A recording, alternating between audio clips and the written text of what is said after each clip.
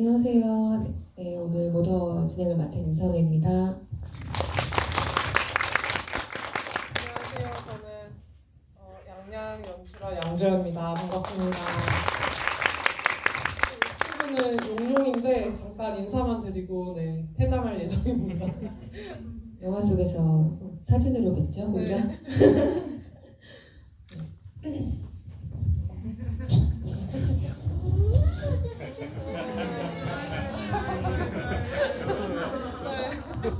관심 받는 걸 좋아해서.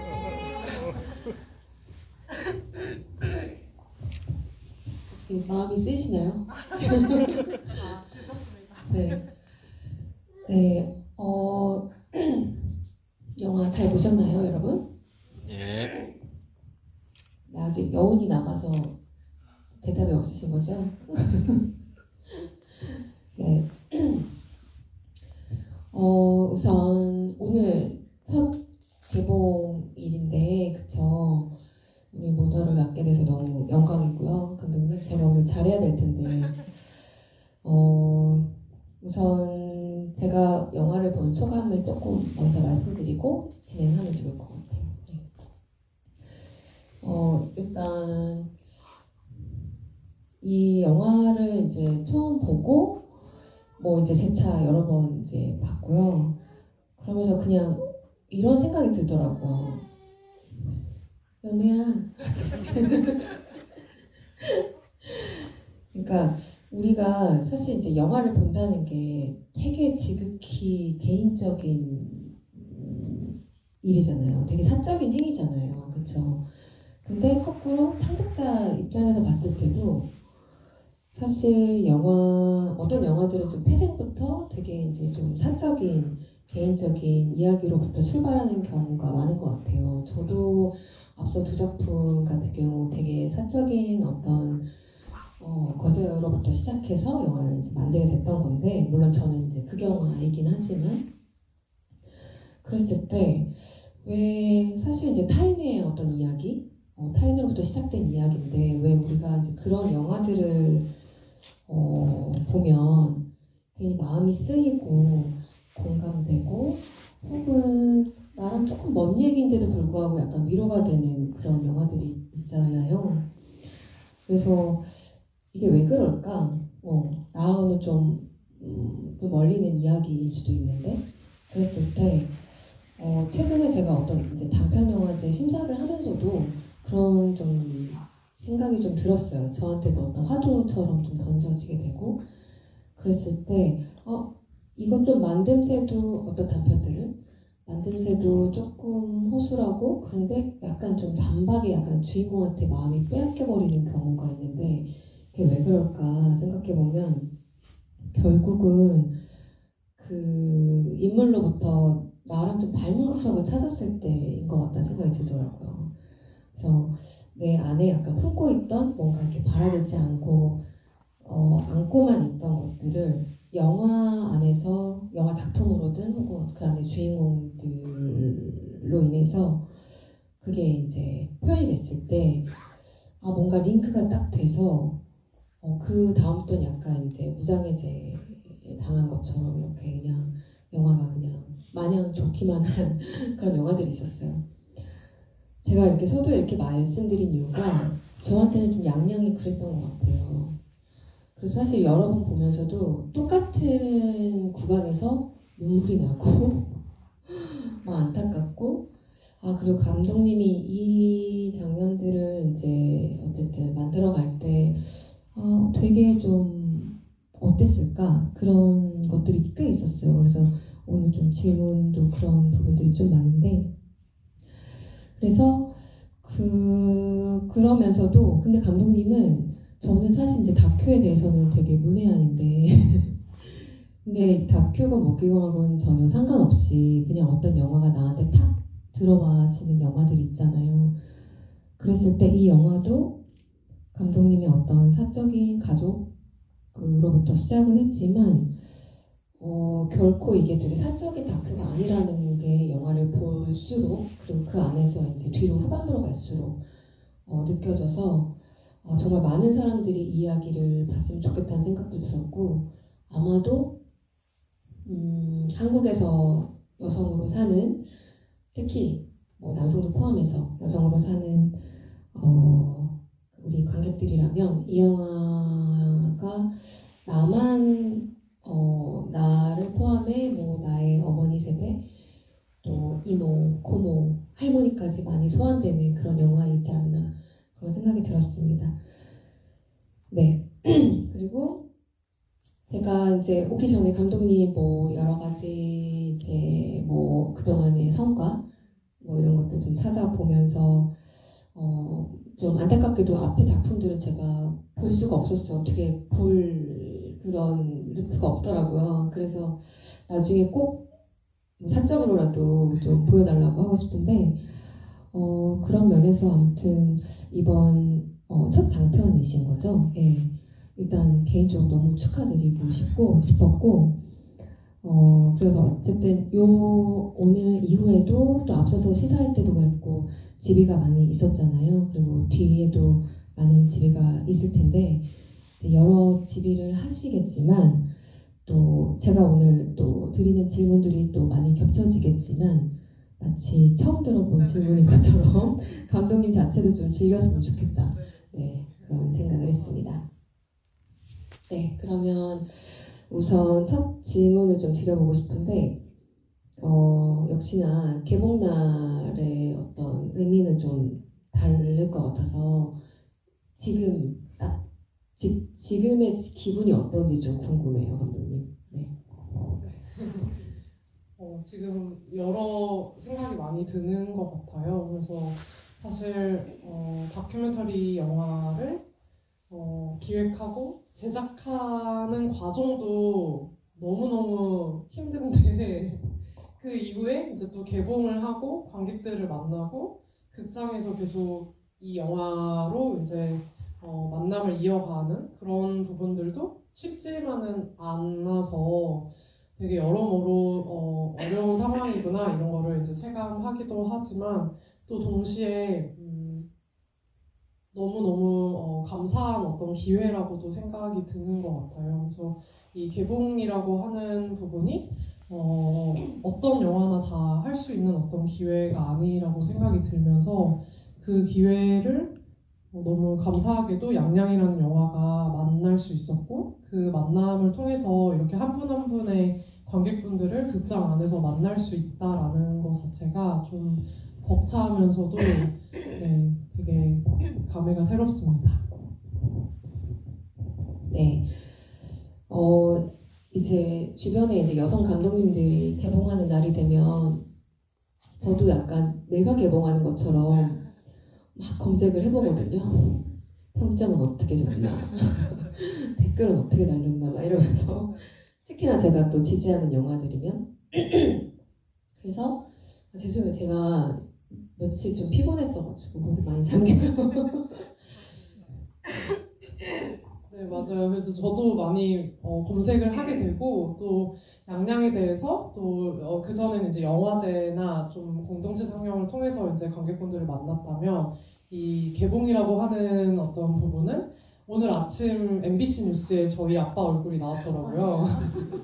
그래서 이제 저희 가족 단톡방에서 이제 저희 외삼촌이 매형 얼굴이 나왔다 이러면서 이제 사진을 찍어서 이제 공유를 해주셨는데 그래서 저희 아빠의 대답이 딸 덕분이지 뭐 이렇게 이렇게 담아주시고 또 아빠가 이제 아까 전화했을 때 아빠가 매일 헬스를 다니시는데 오전에 이제 본인이 다니시는 헬스장에서 광주일보라는 이제 신문을 보신대요. 근데 광주일보에 이 양양에 관한 그 개봉 소식이 이제 실려 있는 걸 보고 그 신문을 한 부 챙겨서 오셨다고. 그래서 그런 부분들이 새삼 되게 물론 아빠도 그 전에 이제 이미 작년에 전주영화제에서 보셨지만 이 개봉이라는 거에 대해서 그냥 그렇게 막 엄청 실감이 나진 않으셨던 것 같아요. 근데 이제 그 본인이 일상에서 가는 헬스장에서 우연히 정말 신문에 실린 본인의 어떤 모습을 보고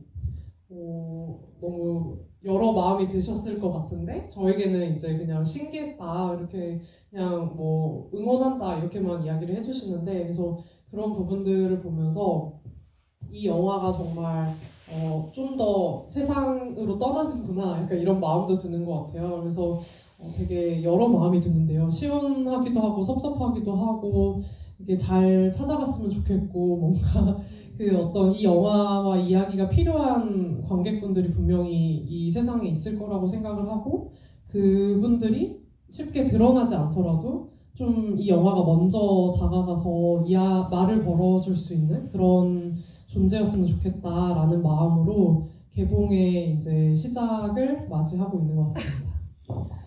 네, 정말 감독님 대단한 일을 하신 거예요. 우리 고모님 이름도 호명을 해주셨고 아버지 얼굴까지 지금 뉴스에 나오게. 네. 저도 사실 감독님 영화에 이제 코멘트를 좀 봤어요. 근데 그 중에 제가 약간 무릎을 쳤던 단어가 있는데 박평식 평론가님이 감회장이라는 표현을 써주셨는데 정말 감회장 당한 고모님의 이름을 부활시켜 주신 감독님 또 이따 아버님 얘기도 할 건데 아버님이 또 되게 좋아하신다니 다행이네요. 그리고 이거 조금 제가 질문의 서두가 좀 긴 얘기가 하나 있는데 제가 공교롭게 이제 얼마 전에 어떤 시사회 뒷부리 자리에서 그 은희경 작가님을 만나게 됐어요. 이렇게 거의 저한테는 대문호 같은 분이신데 정말 잊고 지냈던 새해 선물이라는 소설이 떠오른 거예요. 그러니까 떠오른 게 아니죠. 이미 이제 너무나 그 유명하신 스테디셀러인 새해 선물의 작가님을 이렇게 가까이서 보게 됐는데 내가 새해 선물을 잊고 살았구나 그동안. 감독님 혹시 새해 선물 보셨나요? 보지 못했어요. 예. 그러면 나중에 한번 보시는 걸로. 관객분들 중에 새해 선물 소설 읽으신 분 있으실까요? 네. 네. 제가 왜 이 소설이 떠올랐을까라는 생각을 했는데 그냥 저 혼자 혹시나 해서 은희경 작가님의 그 출생연도를 찾아봤어요. 근데 50년대생이시더라고요. 그럼 고모님하고 비슷한. 53년생. 그쵸. 아마 은희경 작가님이 조금 후반대인 것 같기는 한데 제가 약간 그런 생각이 들더라고요. 만약에 고모님께서 시를 계속 쓰시다가 문학가로서의 삶을 살고 계시다면 어떤 이야기를 펼치셨을까라는 생각을 해봤어요. 그리고 은희경 작가님은 어떻게 하다 이런 이야기를 쓰게 됐을까. 사실 어렸을 때 봤기 때문에 그때는 뭐 아무 생각 없었죠. 되게 잘 썼고 되게 센세이셔널한 저한테는 책이었는데 모르시는 분들이 있으니까 조금 말씀을 드리면은 이게 사실은 이 책이 최근에 2년 전에 몇 년 전 100세 기념 개정판이 나왔어요. 그러니까 그만큼 100세라는 건 좀 대단한 일이잖아요. 왜 이렇게 많이 읽혔을까가 오히려 다시 생각이 들더라고요. 그러니까 가부장제 안에서 성장한 어떤 진이라는 여성 아이가 나와요. 그러니까 어린 시절을 회고하는 방식의 이야기인데 그 어린 시절에 이미 여성의 위치성을 너무 알아버린 거예요. 그래서 그런 어떤 공경함을 너무 일찍 알아버린 나머지 자신의 그런 운명과 궤도에서 벗어나기 위해서 굉장히 냉소적이고 위약을 좀 일삼는 인물로 나와요. 그래서 조금 소설은 되게 조금 어떤 좀 키치적인 면도 있고 좀 재미있는데 그래서 그 친구가 어린 시절에 어떤 방식으로 그 상황을 일종의 모면을 하냐면은 그러니까 보여지는 나와 바라보는 나를 약간 분리시키는 방식으로 자기를 객관화하면서 그거를 이제 화자 입장으로 이야기를 하는데 그게 저한테 되게 인상 깊었던 거예요.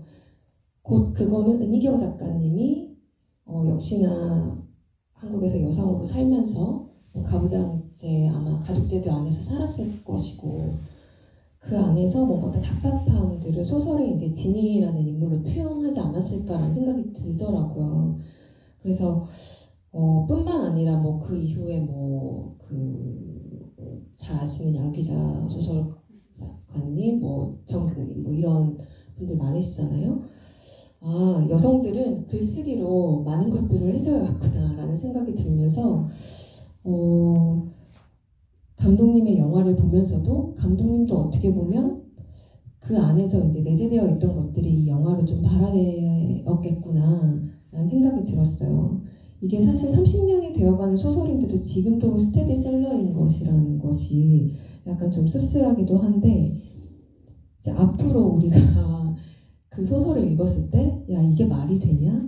이거 완전 허구 아니야? 약간 이런 세상이 왔으면 좋겠다는 생각을 좀 해봤어요. 사실 이 영화도 그 한국에서 이제 관객들이 보는 또 리뷰나 어떤 감상들이 있잖아요.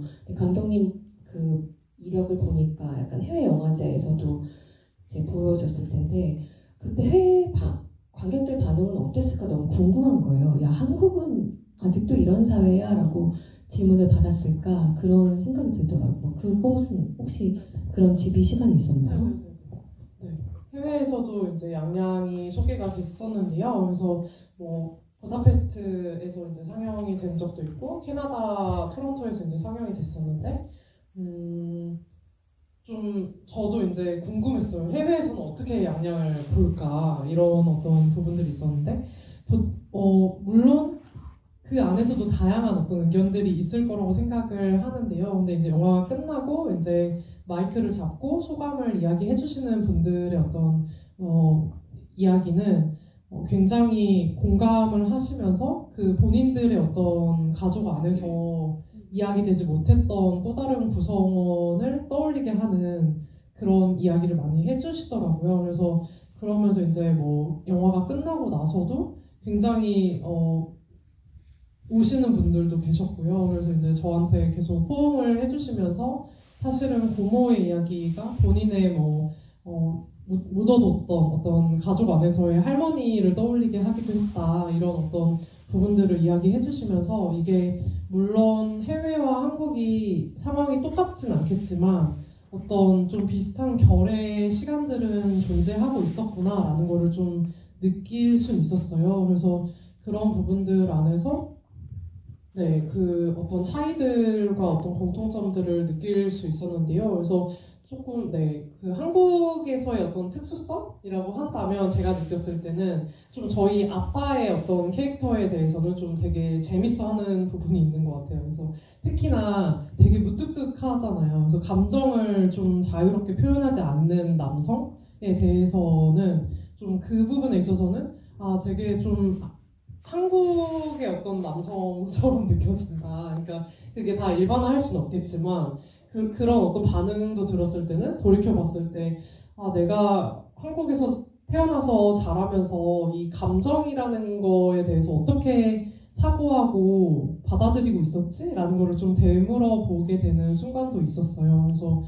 왜냐면 양양을 찍을 때 저는 감정이라는 거를 그렇게 초반에는 표현하는 데 익숙하지 않았던 사람이었고 그게 돌이켜보면 가족의 어떤 시간과도 맞닿아 있었는데요. 그래서 저희 가족 안에서 사실은 저희 아빠도 그렇고 또 할아버지도 그렇고 또 어떤 엄마도 그렇고 감정 자체를 주로 자연스럽게 표현하면서 공유하는 어떤 집안의 분위기였다기보다는 그냥 당연하게 어떤 가부장제 안에서 주어지는 자신들의 역할에 대해서 그냥 수긍하고 그 역할을 원래 그런 거다라는 어떤 암묵적인 서로 간의 신호 안에서 그냥 받아들이면서 그 신호 속의 감정까지도 그냥 숨겨야 되는 어떤 부분들이 되게 많았던 것 같아요. 그래서 그 감정을 드러냈을 때는 유별난 사람이 돼버리는 거고 다른 사람들은 안 그러는데 너는 왜 그러냐 이런 어떤 말들을 들을 수밖에 없고 그런 면에서 저희 아빠에 대해서도 처음에는 이제 아빠는 왜 이렇게 무뚝뚝할까? 왜 이럴까? 이런 부분에서 서운하기도 하고 근데 동시에 그런 아빠를 제가 닮아있다라는 부분이 너무 부정하고 싶고 인정하고 싶지 않은 지점이기도 했었는데요.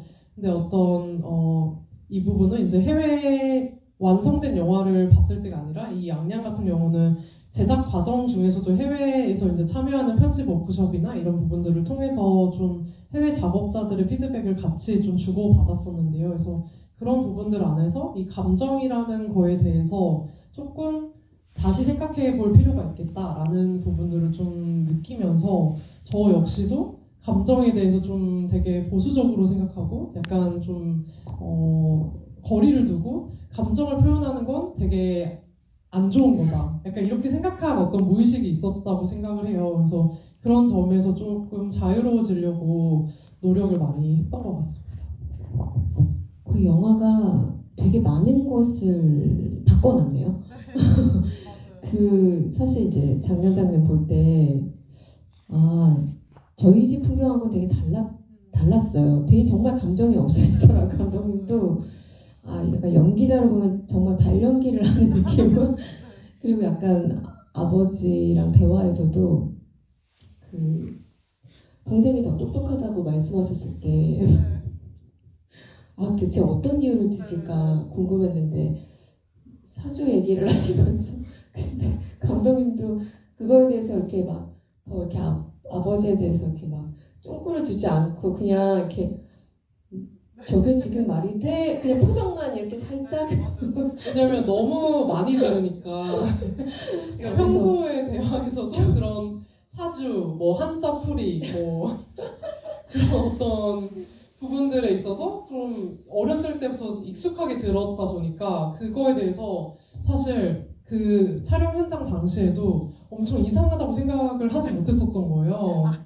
네, 그래서 또 저런다. 아빠 또 저 말 하는구나. 약간 근데 그거를 감독님 리액션을 길게 편집했길래 이거 관객 웃는 타이밍을 좀 준 건가? 너무 어이없어서 맞아요. 맞습니다. 그래서 그 부분을 이제 그런 어떤 바람을 갖고 편집을 했던 장면이었는데요. 사실 촬영 현장 당시에는 그 장면을 쓸 거라고 생각을 하지 못했어요. 제가 왜냐면 별로 쓰고 싶지 않았고 그냥 아빠의 그 저 말 자체를 그냥 무시하고 싶었기 때문에 그냥 평행선을 긋고 그냥 아빠는 또 저런 말을 하는구나 라고 이제 그냥 넘어갔었던 부분이었는데 나중에 이제 편집 과정에서 편집 감독들이 이야기를 많이 해주더라고요. 그래서 이 말은 되게 재밌는 말이다.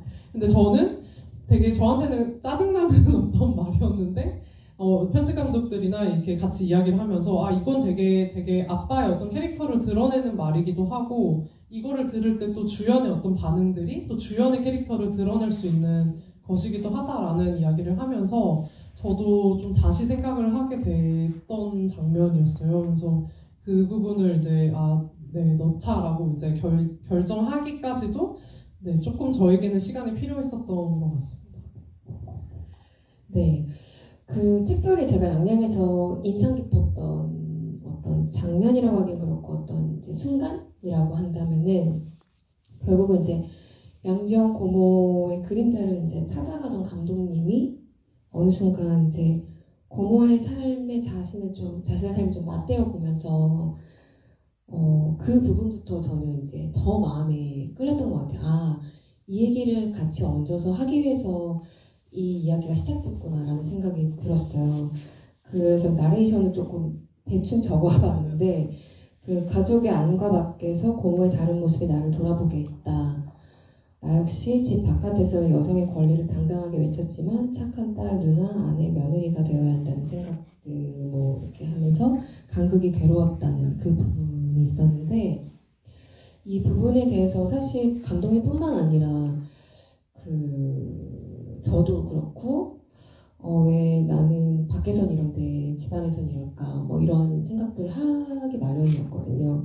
그래서 그 부분에 그러니까 감독님이 이 이야기를 그러니까 기획하고 고모의 발자취를 이렇게 찾아가던 중에 이 지점에 도착을 한 건지 아니면 뭐 이미 그 부분을 염두하고 이미 그렇게 준비를 하고 촬영을 하고 그랬을 수도 있겠지만 아무튼 그 지점에 도착했을 때 그 전과 후의 어떤 구성점이나 뭐 그런 부분에서 감독님이 좀 어떤 원래 생각한 구성 안에서 좀 다른 방향으로 가게 된 건지 아니면 애초에 이거는 처음부터 좀 그런 계획을 갖고 있었는지 그게 좀 궁금하더라고요.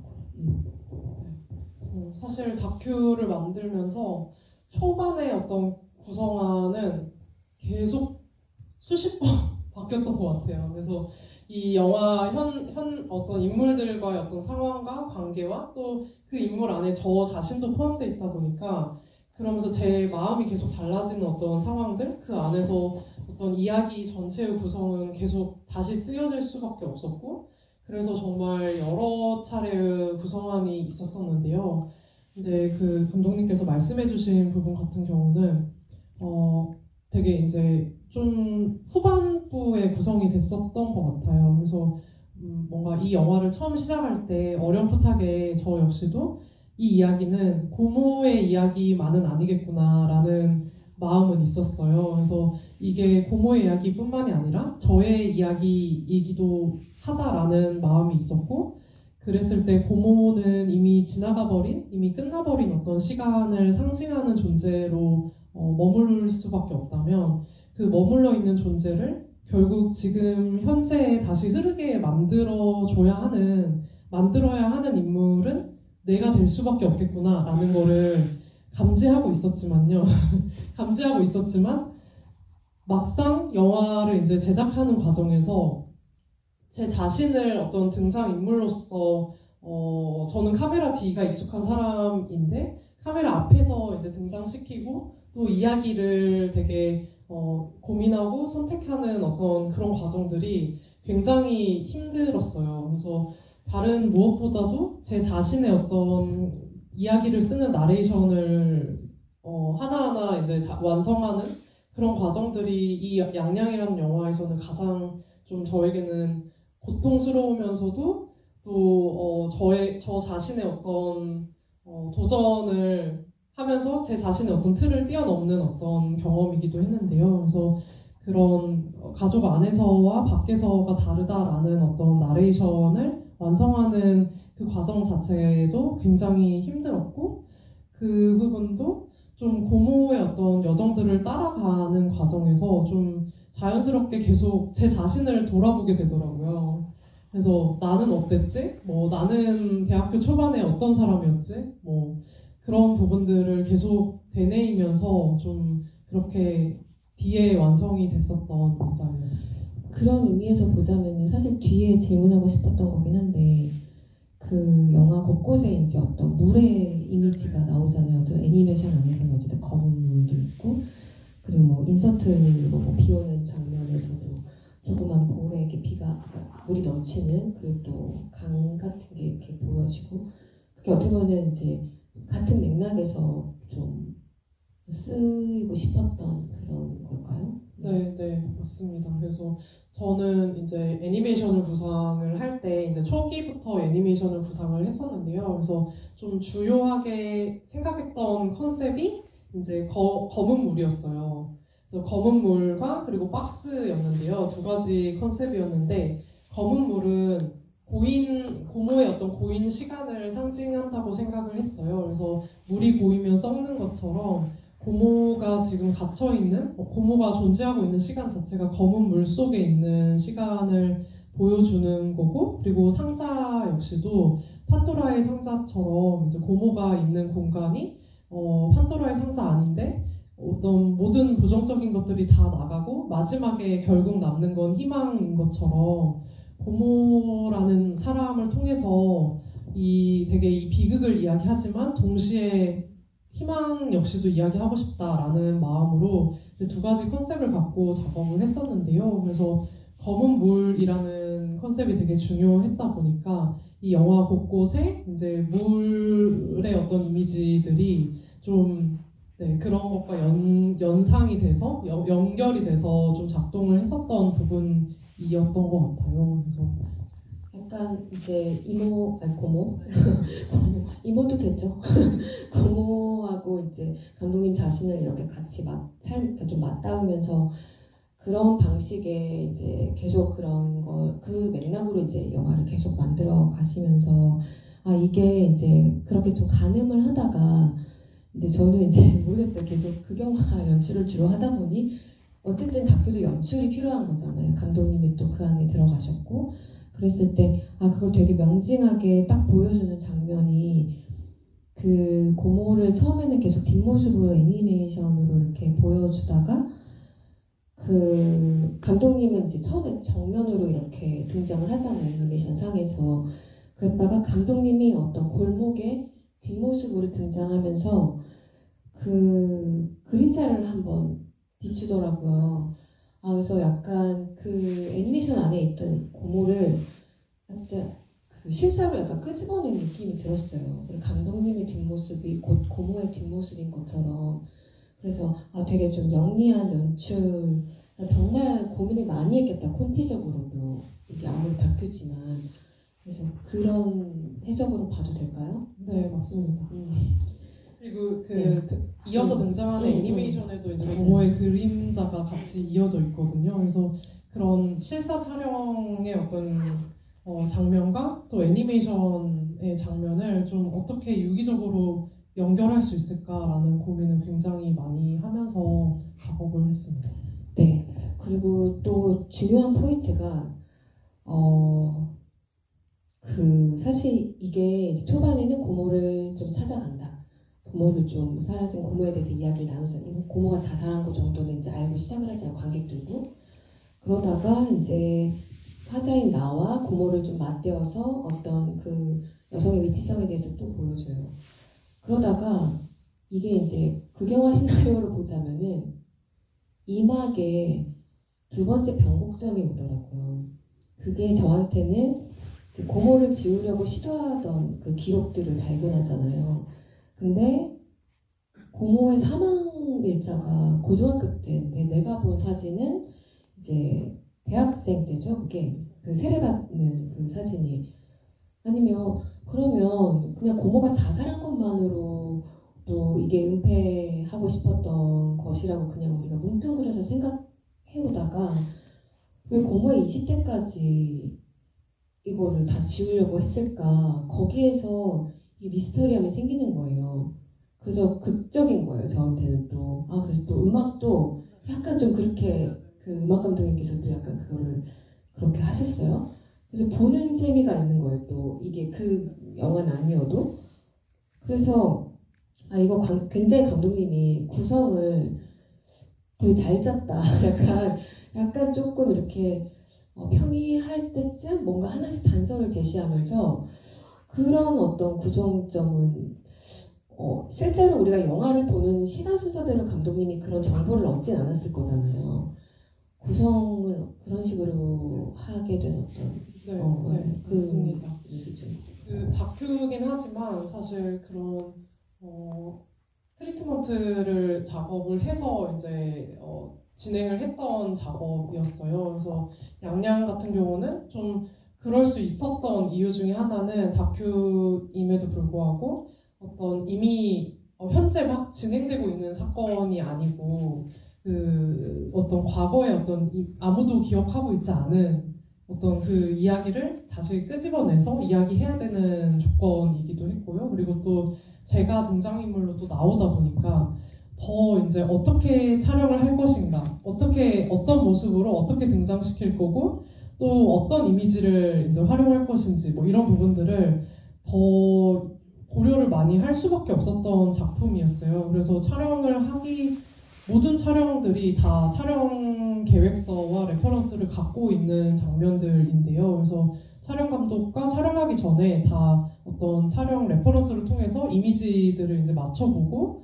이 이미지에서 이런 어떤 장면들을 좀 참고해서 찍고 싶다. 근데 그 찍는 어떤 장면들이 극영화처럼 똑같이 콘티처럼 이렇게 될 수는 없는 조건이고 다만 어떤 그 느낌과 어떤 샷 사이즈나 어떤 각도나 뭐 이미지들을 이제 좀 더 이야기를 많이 하면서 풀어가려고 했었던 것 같아요. 그래서 구성에 있어서도 어떤 구성안이 반드시 필요할 수밖에 없었던 작업인 게 애니메이션 감독과 협업을 해야만 했기 때문에 어떤 모든 촬영이 100% 다 진행되지 않은 상태임에도 불구하고 구성의 어떤 이야기 전체의 어떤 흐름과 방향성이 있어야지만 애니메이션을 먼저 사전에 제작을 할 수가 있었거든요. 그래서 애니메이션 감독의 어떤 스케줄상 이 다큐멘터리가 7년이 걸렸는데 7년 동안이나 애니메이션 감독님을 붙잡아 둘 수는 없고 그래서 했던 게 영화 촬영이 거의 한 50% 정도 됐을 때 이제 애니메이션이 들어갈 수밖에 없었어요. 그래서 애니메이션이 먼저 들어갔었는데 1년 정도 이제 제작 기간이 들어갔어요. 그래서 그런 부분들 안에서 이 애니메이션을 만드는 것도 너무 긴장되고 너무 힘들더라고요. 그리고 가장 힘들었던 이유 중에 하나는 예산이랑 직결되는 부분이기 때문에 이게 제대로 잘 디렉션을 주지 않으면 정말 이 돈이 정말 너무 이 귀한 제작비가 어떻게 가는지가 이렇게 너무 이렇게 보이니까 더 긴장을 하면서 애니메이션 감독이랑 정말 꼭 영화에 쓸 장면들을 만들기 위해서 고민을 정말 많이 했던 것 같아요. 그래서 그런 부분들에서 그런 구성들이 필요할 수밖에 없어서 그런 트리트먼트를 통해서 말씀해주신 것처럼 정말 1막, 2막, 3막, 4막 이렇게 프롤로그와 에필로그도 이제 있는 형태로 좀 그런 식으로 어떤 전체의 방향성은 갖고서 애니메이션 감독과 협의를 하고 그 안에서 또 애니메이션이 어떤 장면이 필요할지를 또 논의를 하면서 그렇게 작업을 했었어요. 감독님 나중에 극영화 쓰셔도 잘 쓸 것 같다는 생각을 했습니다. 네, 저 마지막으로 하나만 더 질문하고 관객분들에게 마이크를 넘기겠습니다. 질문이라기보다는 또 제가 이제 영거프 영화를 볼 때 이 지점에서 계속 똑같이 눈물이 나고 그때부터 좀 발동이 걸렸던 것 같아요. 그때부터 이제 후반부까지 그게 이제 아버지의 재차 인터뷰를 이제 하게 됐을 때 이제 고모의 상황을 모두 다 알게 됐을 때 이제 당시 아버지가 고이였던 아버지가 당시 아버지로서도 되게 정신적인 충격을 받으셔서 이제 그 교제 살인에 가까운 아무튼 그 남자에게 향하는 분노보다 자신의 아버지에 대한 분노를 이야기하실 때 정말 그때 이제 모든 게 다 앞에 용서가 되더라고요. 그러면서 이 다큐가 훨씬 더 좋게 느껴졌어요. 그러니까 뭐냐면 이런 이야기를 하다 보면 결국 누군가를 코너에 몰게 할 수도 있는데 누구 하나 그렇게 소외시키지 않고 굉장히 좀 사려 있게 감독님께서 그렇게 다 각자의 이야기들을 다 들어주고 한 것들이 좋았거든요. 감독님은 그날 현장에서 아버지 그 얘기를 처음 들으신 거잖아요. 네, 맞아요. 저도 그 아빠의 그날의 대화가 되게 인상적이었었는데요. 사실 한 번도 저에게 할아버지에 대해서 안 좋은 말을 하신 적이 없으셨어요. 카메라 촬영을 안 할 때도 평소에도. 왜냐하면 그러니까 돌이켜 생각해보면 그건 그만큼 아빠가 갖고 있었던 어떤 무게가 느껴지기도 하는데요. 아빠로서 또 어떤 장남으로서 갖고 있었던 어떤 무게와 책임감으로 인해서 저에게 되게 쉽게 할아버지에 대한 어떤 안 좋은 이야기나 뭐 본인도 힘들다 뭐 이런 어떤 토로하는 그런 말도 한 번도 하신 적이 없었었는데 그때 이제 아빠 역시도 할아버지를 원망했었다라는 말을 들었을 때 속으로 좀 아빠라는 사람을 그냥 한 사람으로서 그냥 이 양철원이라는 어떤 한 인물로서 좀 바라보게 됐던 순간이기도 했던 것 같아요. 그래서 아빠도 힘들었구나, 아빠도 그런 마음이 있었구나, 이런 어떤 아빠의 감정들에 대해서 좀 더 가닿게 되면서 좀 이 어떤 여정들이 영화를 시작할 초반에는 사실 아빠를 이해하기 위해서 시작했던 여정은 아니었지만 어느새 이 관계와 이 여정들 안에서 저 역시도 흘러가다 보니까 아빠의 이런 말까지 듣게 되는구나. 그래서 그러면서 아빠를 다른 각도에서 또 볼 수 있는 그런 순간이었던 것 같습니다. 감독님 옆에서 보니까 눈가가 촉촉해지셨죠? 네. 그러면 저는 지금 준비해온 질문 물론 더 있긴 하지만 또 관객분들 궁금하신 거 있으실 테니까. 네.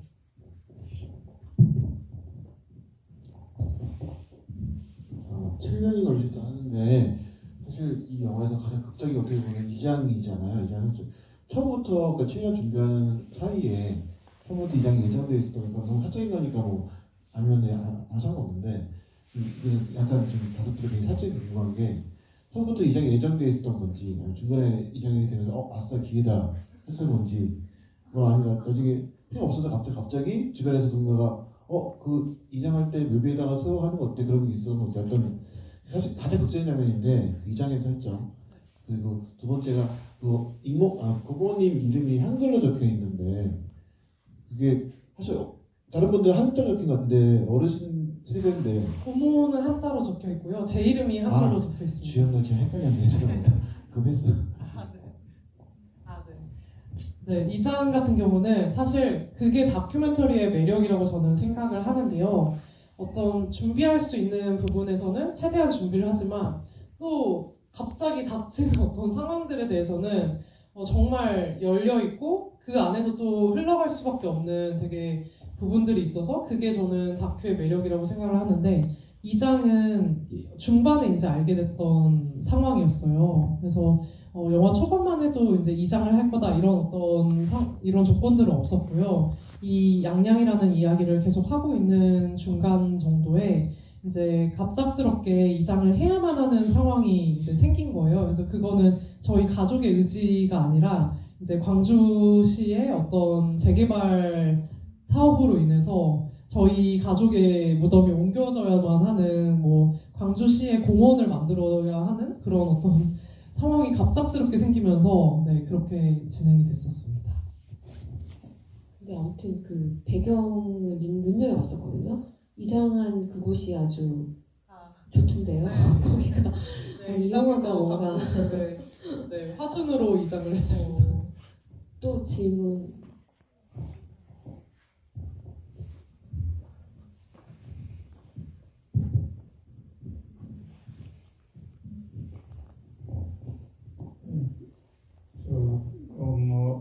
영화 제목에 대해서 질문이 있는데 그 양양이라는 게 그 양씨 썸을 얘기하는 거잖아요. 영어로 하면 미스 양. 이게 영어 제목을 보니까 My Missing Aunt라고 거기 공모를 이완을 그런 뜻이 있는데 그 미스의 그 미스랑 이렇게 연결돼가지고 그 영어 제목을 My Missing 미스 양이라고 이렇게 써서 이렇게 미스란 단어가 이렇게 연결되는데 그 미스란 뜻이 이렇게 잃어버려서 질풍능을 찾는다는 그런 것도 있지만 뭐 그리워한다는 그런 의미도 있고 여러 가지 뜻이 이제 내포되어 있는데 영어 제목을 지어줄 때 좀 중의적인 의미를 담으시려고 이렇게 한국 정부랑 다르게 지으신 건지. 네, 맞습니다. 영어 마이 미싱 헌트도 이제 초반에 이제 양양이랑 같이 이제 생각했던 제목이었었는데요. 그래서 미싱이라는 말이 말씀해주신 것처럼 잃어버린 어떤 뜻도 있지만 또 동시에 그리워하는 이라는 뜻도 있어서 그 부분에 있어서 좀 저의 마음에 확 와닿는 어떤 단어여서 그거를 염두하고 그렇게 영어 제목을 지었습니다. 질문 있을까요?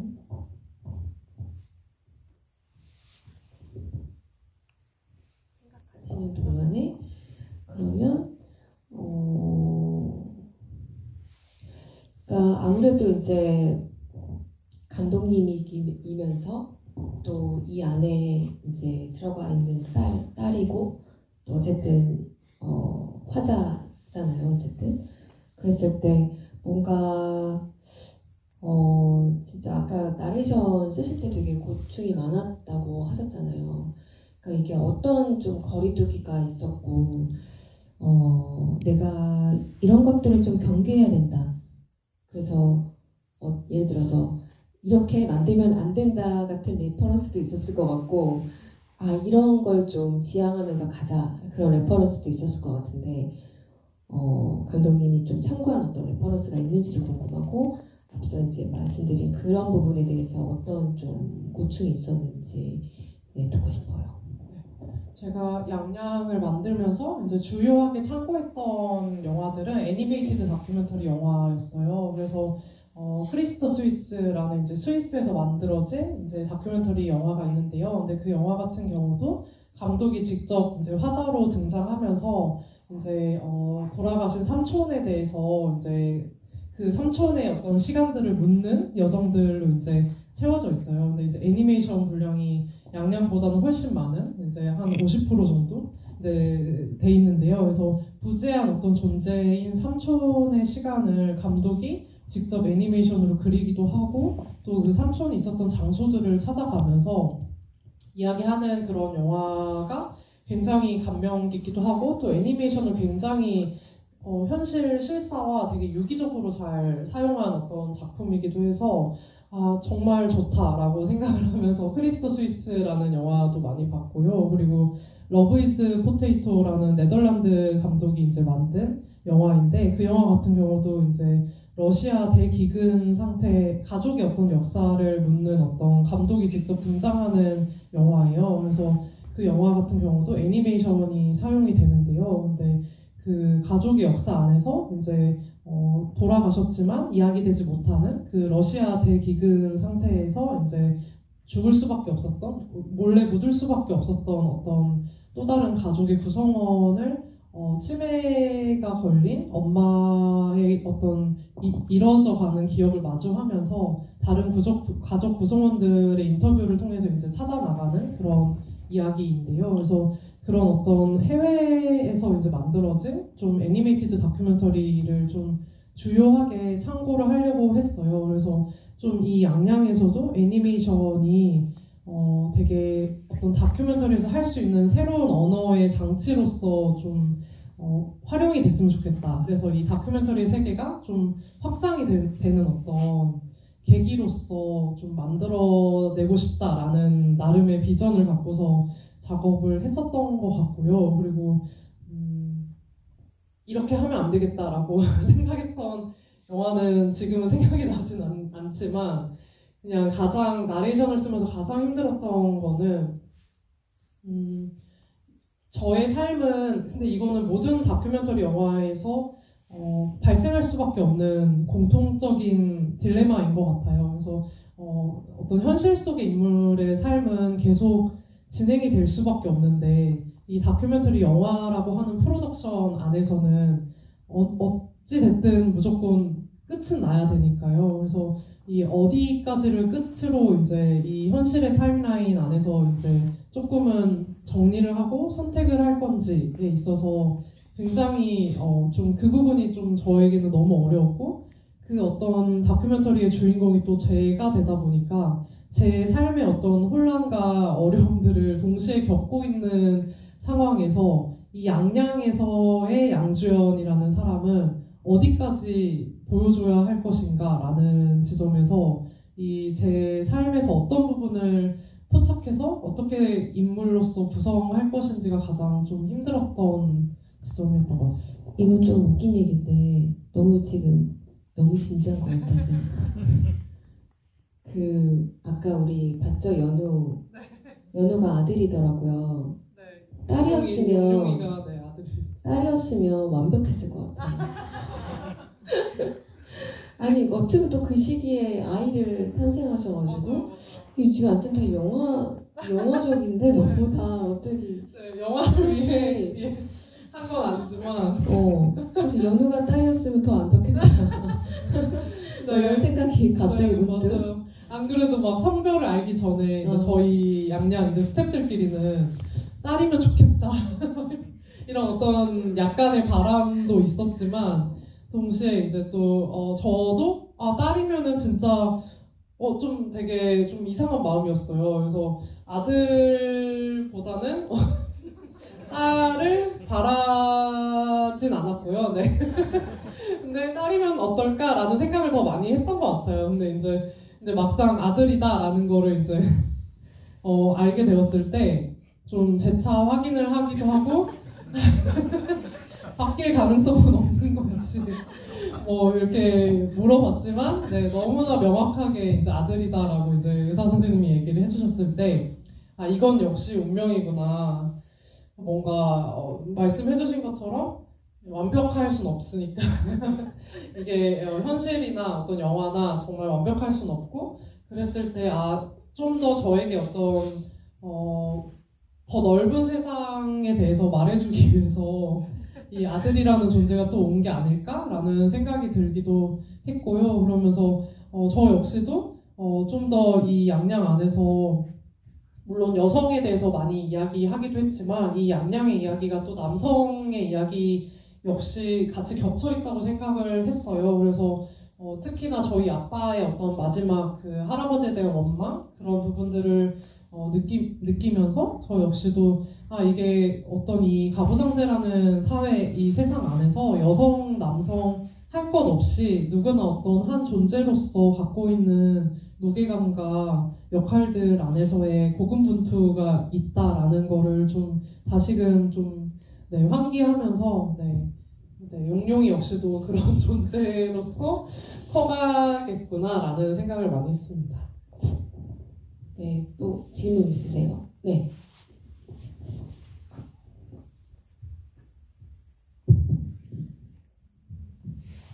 네, 감독님, 그 양주영과 양지영이라는 사람을 알게 돼서 너무 감사하고 좋은 영화다라는 말씀 꼭 드리고 싶었고요. 저는 이게 가족에 대한 이야기를 정말 솔직하게 해주셔서 이 영화를 아버지나 어머니나 아니면 여기 등장하신 친구분들, 인터뷰해주신 분들이 혹시 보셨는지 반응이 어땠는지도 정말 궁금하고, 그리고 또 하나는 구성을 어느 정도 잡고 시작한 영화지만 촬영을 하고 편집을 하면서 좀 예상치 못한 순간을 맞닥뜨리거나 생각이 바뀌신 부분이 있었는지도 궁금합니다. 그리고 저도 양씨인데 혹시 어디 양씨인지 저는 남원 양씨거든요. 네, 제주 양씨. 제주 양씨 좋습니다.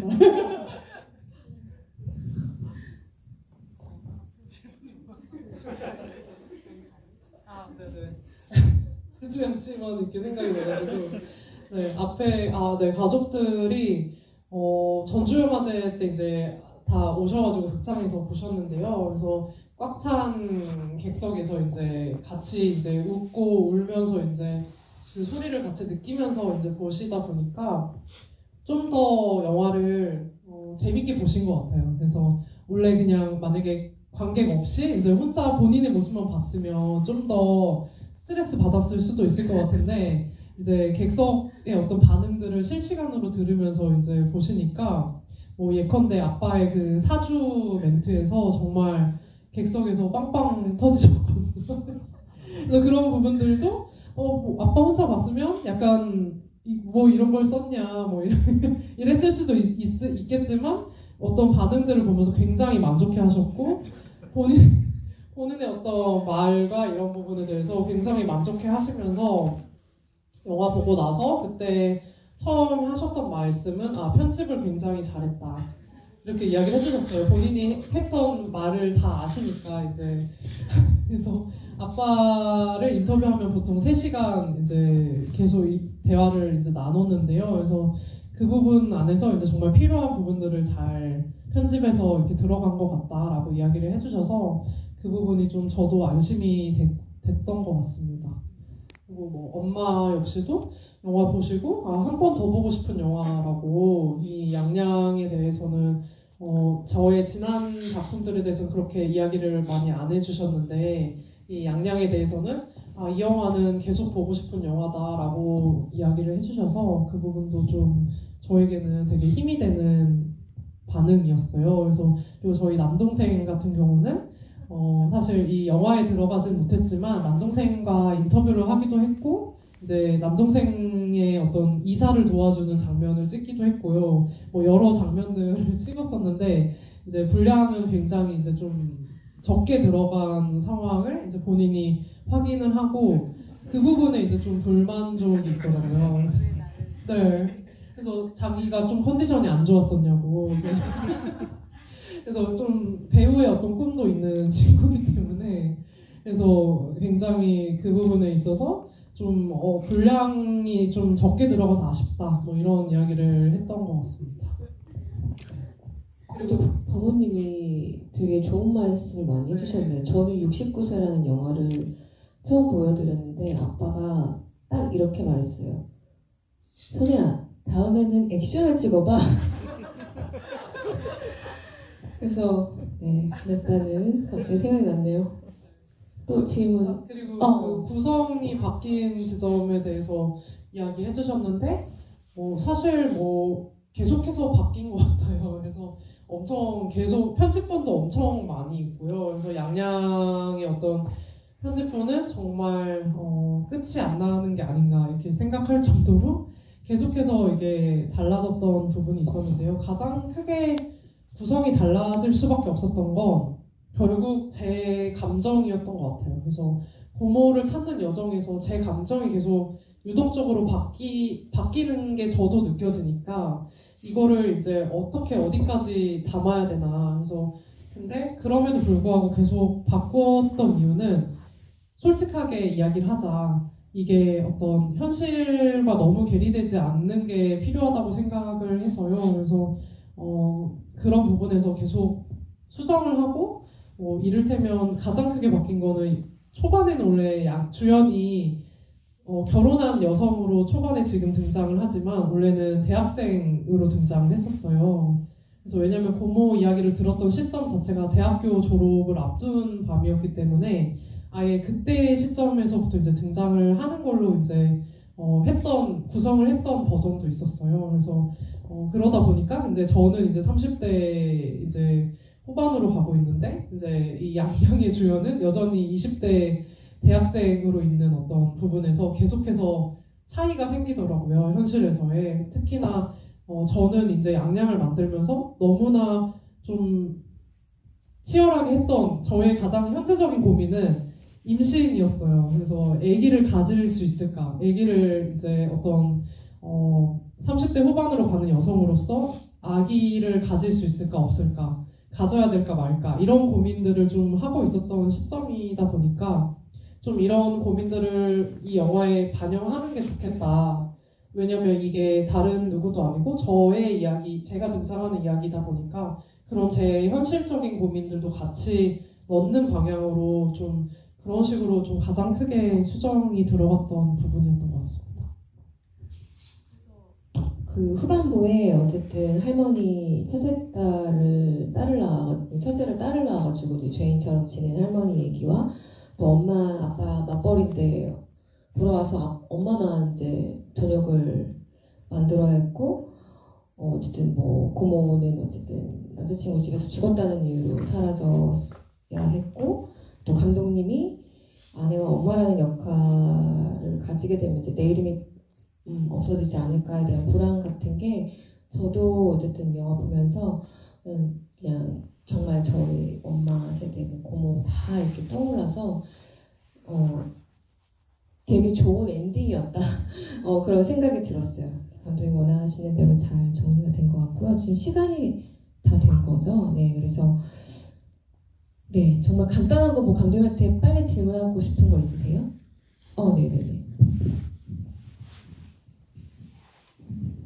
저는 영화에서 가장 좀 실현 위기처럼 느껴졌던 부분이 그 친구분께서 이런 걸 과연 그 고모님께서 밝히고 싶어할까? 막 묻어두고 싶어할 것 같은데 그런 말씀을 하시잖아요. 미안하다고 하시면서 그때 또 감독님도 흔들리는 부분도 있으셨을 것 같아요. 그래서 그때 심정과 그 이후에 계속 진행을 하시면서의 사고의 과정도 조금 궁금했습니다.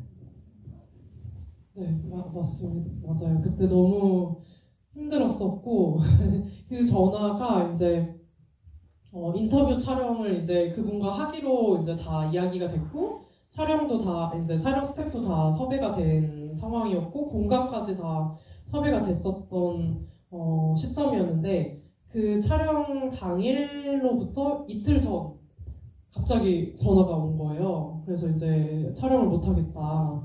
라고 이제 촬영 취소 이제 이야기를 해주시는 맥락이었어요. 그래서 본인이 너무 힘들어서 이제 못하겠다라는 부분이었는데, 그때 이제 좀 여러 대화가 있었던 것 같아요. 그래서 어떻게든 설득을 해보려고 제가 하기도 했고, 왜냐면 이제 이미 촬영이 잡혀 있는 부분도 있고, 그리고 또 이분이 그 카메라 없는 곳에서 이제 저에게 한 2시간 정도 인터뷰를 해주셨어요. 근데 이제 그때는 사전 인터뷰처럼 이제 목소리 녹음만 해주셨는데, 카메라 촬영은 이제 조금 지금 그때 당시 이제 힘들다고 하셔가지고, 그러면은 만나서 어떤 음성으로만이라도 좀 이야기를 해주실 수 있냐 해가지고 이제 본인 집으로 저를 초대해 주셔서 2시간 정도 이렇게 되게 자세하게 이야기를 해주셨었는데, 그분이 이제 저에게 처음으로 고모가 남자친구 집에서 발견됐다라는 정보를 알려주셨던 분이었거든요. 그래서